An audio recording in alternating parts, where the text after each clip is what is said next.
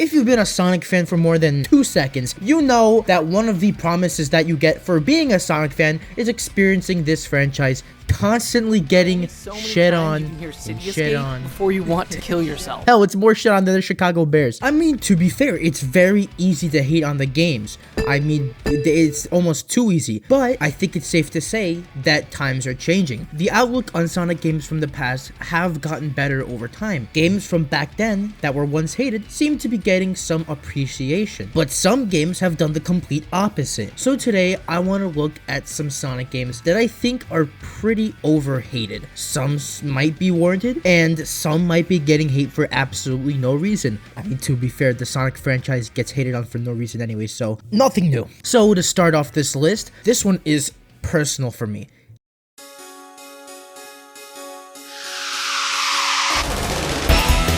Sonic CD. Released in 1993, being developed alongside Sonic 2, Sonic CD, made for the Sega CD, it's kind of a weird game because, like I mentioned previously, it was developed the same time as Sonic 2. So there are things that are in the game that were in Sonic 2, like the spin dash, but it's different. Like, it doesn't charge up to top speed. Instead, we have the super peel out, which does charge you to max speed. The level design is also a bit more on par with Sonic 1, but being way more open. But let's forget out that. Why does this game constantly getting hate? Well, the two biggest complaints that I'm always hearing is, one, the level design is way too confusing and large for a Sonic game, and two, the time travel mechanic is tedious and isn't fun to pull off. Now, that first one I can somewhat agree with, right? Because these levels can get massive.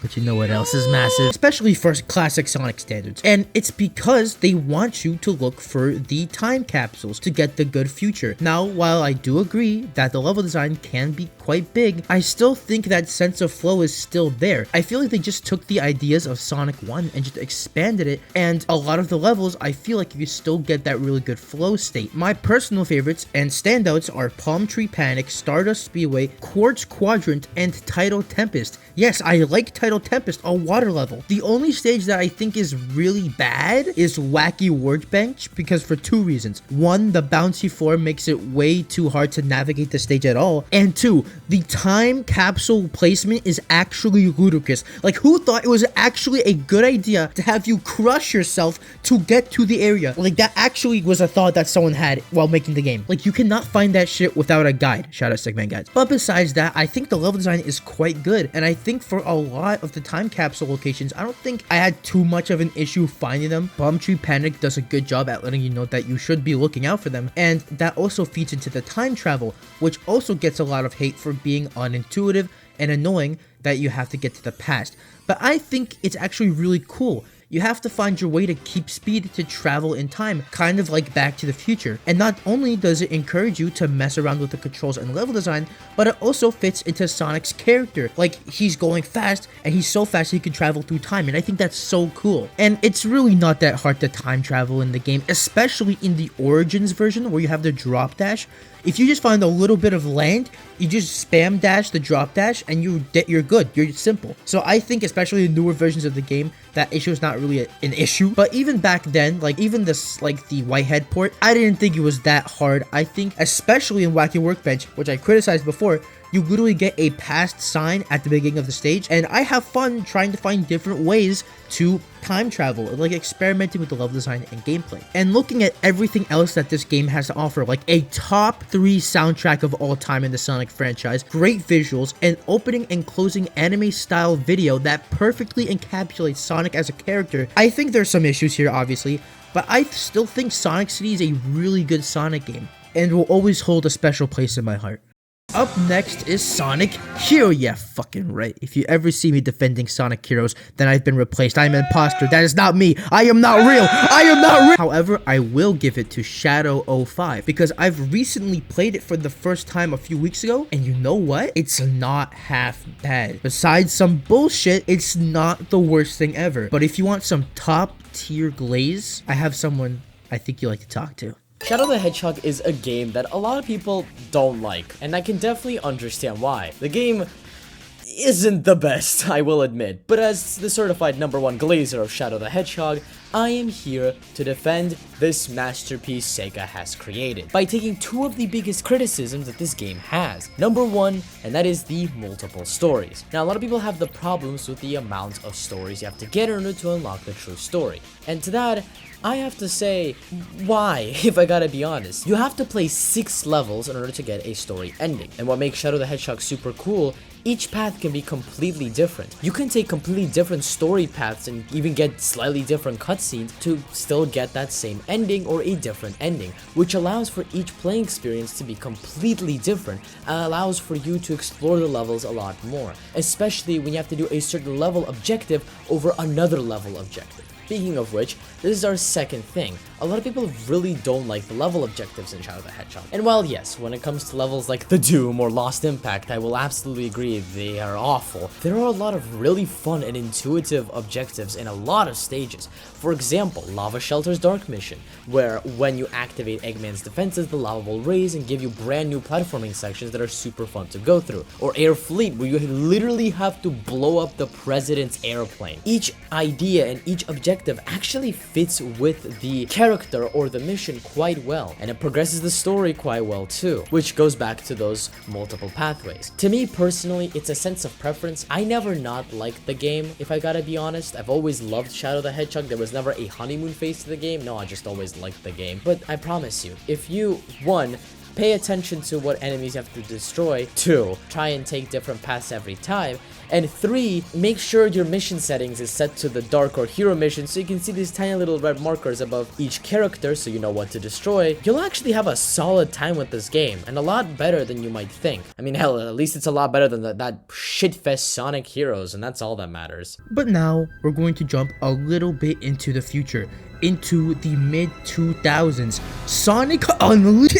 Sorry, wrong again. The game's like 60% mid, but for real this time, we have Sonic Colors. Now, this one kills me because Sonic Colors is one of my favorite Sonic games of all time, easily in my top 10. And honestly, when I look at a majority of the complaints, they seem so fucking shallow. I am sorry. One of those complaints is that the story is corny and like a Saturday morning cartoon. Okay, so one thing I'll never understand is Sonic fans put so much weight of a game's success on the story, and most of the time I just don't give a shit. Is it a good story? It's inoffensive. Is it corny? Sure, but I will take amazing gameplay over poor story any day of the week. And it's the same motherfuckers who glaze the shit out of Sonic Heroes' story, even though it's the most fucking Saturday morning cartoon shit ever, where one of the lines is literally, "We will show that creep the real superpower of teamwork." If that shit doesn't sound like a Saturday morning cartoon, then fuck you. That's also why I really don't understand the hype with Black Knight.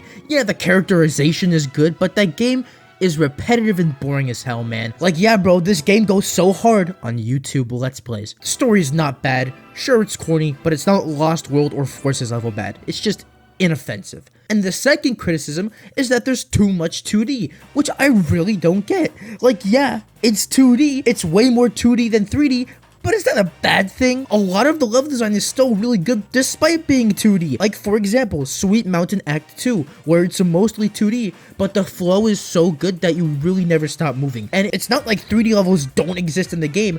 There's still a good amount of 3D in this game. Some of my favorite 3D levels take place in Asteroid Coaster, where you're jumping from planet to planet, roller coaster to roller coaster, and jumping around in space. And to add on to that, this game has some of the best replayability in a Sonic game because of two things: the Wisps and the ranking system. The Wisps, well, now they're kind of overhated again. They were really cool gimmick that not only encouraged exploration, allowing you to access areas that you're not allowed to normally, but they also encouraged replayability because you could unlock new wisps and old levels, and alternate paths become accessible in those earlier levels that let you find red rings or other secret things. And the ranking system is also pretty tough. It makes you use all of your wisps that you need to get the highest rank possible. And again, similar to CD, the game has some of the best level themes, a top 5 OST, and the vibe of the game is just top tier. Some of the best and unique level environments I've ever seen in a Sonic game. So yeah, I will never get the switch up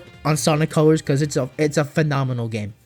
Now we continue to the last game, Sonic Lost World. Alright, guys, come on. Y'all cannot be that global, man. You I cannot lost fall 3 for this times shit already. 3 times back to back. I don't think it's funny anymore. But for real, the last game I want to talk about is Sonic Superstars. Because of all of the more recent Sonic games to have released, this game gets, in my opinion, the most unwarranted hate out of all of the Sonic games in the 2020s. And from what I can understand, the game's biggest issues for people is that half of the levels are quote-unquote bad and that the bosses suck. Now, the bosses, yeah, I could agree. Those bosses suck, right? I don't know why they got rid of the ability to hit them continuously, but the level design, it couldn't be further from the truth. I believe that almost every level in the game except for Golden Capital is really good. And I particularly really like these levels because they follow more of the design philosophy of Sonic 3 and Knuckles, where the levels are way more vertical with a good sense of flow. One of my favorites, Sky Temple, the whole level is a constant climb to the top of the level where you eventually reach a thunderstorm. And the whole level has this really cool sense of flow. If you're really nice at the game, it will never break and you just keep going, man. Lagoon City being this game's version of Hydro City Zone. And yes, it is Hydro City Zone, not Hydro City, where the level is multi-layered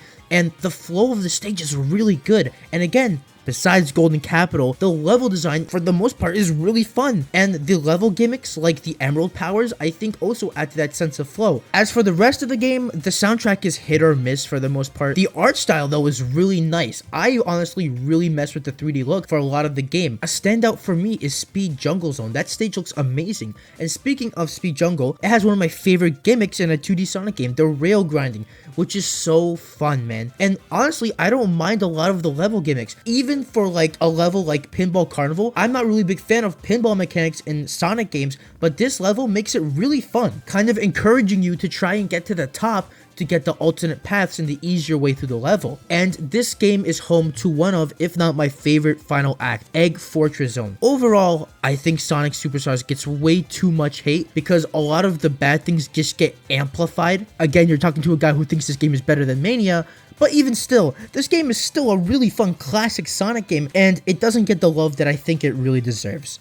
And ladies and gentlemen, those are my picks for the most overhated Sonic games. I think I picked pretty fair picks, and I don't want to hear in the comments saying, oh, where's Sonic 06? Where's Sonic Heroes? Where's this game? Where's that game? Those games probably deserve the rating they get. That's why they're not on the list. But listen, I'm gonna let you in a little secret. I was this close. You can't see because I'm not recording my screen, but I was this close to putting in Sonic Lost World because I'm kind of turning around on it, but I'm not ready to put it there yet. That story still fucking sucks ass. But that's really all I have to say for today, ladies and gentlemen. If you guys enjoyed, make sure to like, subscribe, turn notifications, and comment down below. What do you think is the most overhated Sonic game? NeedleMouse, what do you think is the most overhated Sonic game? Shadow the Hedgehog, bruh. This Alright. peak gaming of a video game, bruh. Do Alright. not get me started on the peakest of gamings, that is Shadow the Hedgehog. Alright. If I was to choose, I mean, for me, it's tied between Superstars and Colors, but I just think Colors hate is just way more egregious because it's a good game. I think we used to think that the general consensus it was a good game, but then it just like people just started hating it because of too much 2D. Do I tell him, Chad? Bro, no, but we know your opinion on I don't even hate. Colors, Nah, bro. I'm playing. I don't even hate the game. I just think it's mid. It's I not don't hate even it. mid, bro. It's like peak.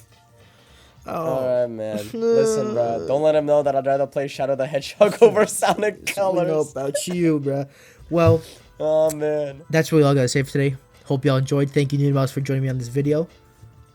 Yeah, thank you for having me No on. problem. Subscribe to the Sigma Alpha Giga Chat Alpha Male Benji. And subscribe. Show Love 10. And subscribe to NeedleMouse's channel when he will upload again. You know? Listen, bruh, school has been actually fucking annihilating me. You gotta give me a break. Alright, I'll see y'all in the next one. Bye!